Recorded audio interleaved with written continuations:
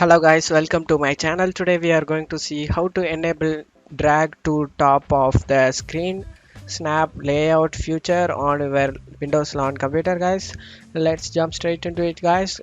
Click on the start icon and select settings.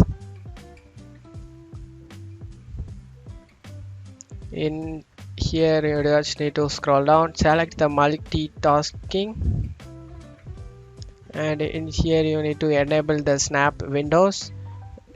Drop down the arrow mark and check mark all of these, and you just select it and go up in the middle.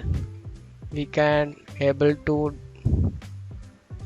the future is all you have to do it guys, multitasking. The four windows are here, three window, two window like this.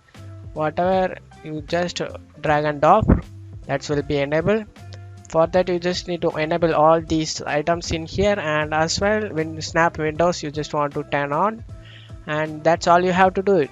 That's it for today's video guys. Give me a like and subscribe. Thank you.